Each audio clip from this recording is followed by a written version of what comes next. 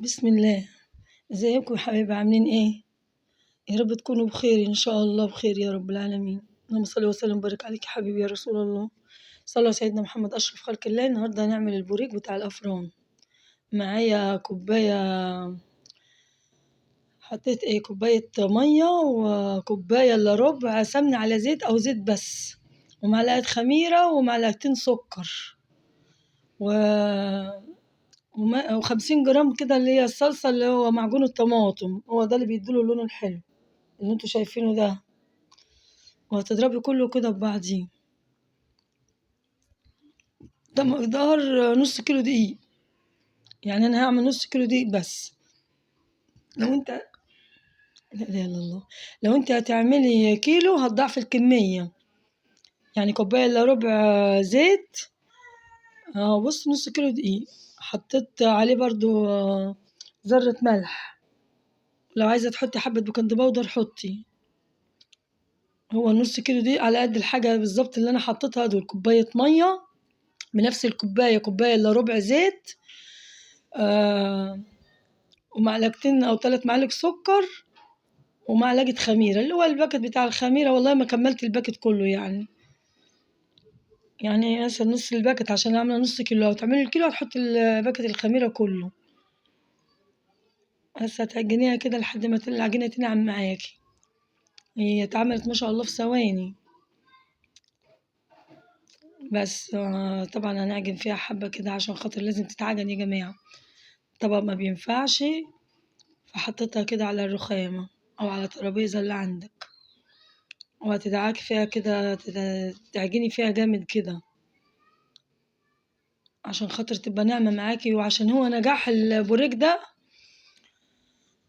كده، العجينة بتاعته لازم تتعجن كويس. اللي عطيله اللون ده قلت لكم 50 جرام معجون طماطم، اللي هي اللي بنقول عليها الصلصة في مصر طبعا. بس لحد ما تنعم معاكي كده، وهتسيبيها 10 دقايق فقط. مش هنخليه يخمر في وبعد كده طلعته اقطعه معاكم. يعني انا هو ما خمرش ده، هو ارتاح بس عشان خاطر يتفرد معايا. احنا هنسيبه يخمر نص ساعة بعد ما نخلصه، يبقى هو ما بيخمرش معايا وهو عجين. هتقطعيه على قد ما تعمليها. هو بتاعها صغير خالص، انا عملته كبير كمان حبة عن بتاع الفرن. بس والله العظيم بجد كان جميل جدا. هما ما شاء الله حطوه قدامهم بالليل واكلوه مع شاي بلبن ما شاء الله يعني هي القطعة دي برضو تيجي 50 جرام بس. وهتغطيه كده وهتبدأي في أول واحدة تفردي على طول. بس سهل سهل ما شاء الله، يعني في ثواني. ومعايا جبنة اللي هي البراميلي دي. اللي عندك بقى اعملي بيه، عندك فتة، عندك لا، عندك الجبنة اللي عندك اعملي بيه يعني. جبنة فيتا، جبنة براميل، اللي انت عايزاه. بس هتفرديها كده وتلفيها اسهل ما يمكن ما شاء الله.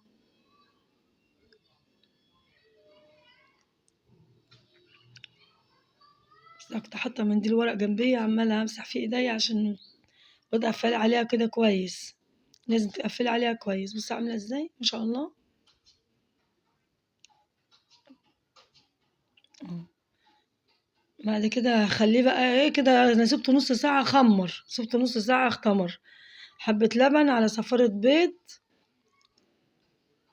وهتدهيني كده بيه الوش بسيط. طبعا هو اللبن يعني ما شاء الله بيمنع زفرة البيض. بالراحة كده عشان ما ينزلش معاكي يتحروق في الصاج. وعايزة تدهني الصاج دهنة خفيفة، دهنيه زيت خفيف عشان خاطر ما يلزقش معاكي. هتدهني الصاج بتاعك زيت خفيف يعني كده. بعد ما اخمر يا جماعة، وهتحط عليه بقى حبة البركة، وما شاء الله طلع زي الفل.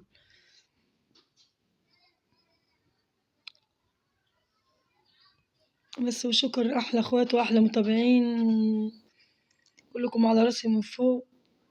حطوا لنا بقى لايك، شجعونا، واللي ما اشتركش في القناة يشترك عشان نكبر بيكم.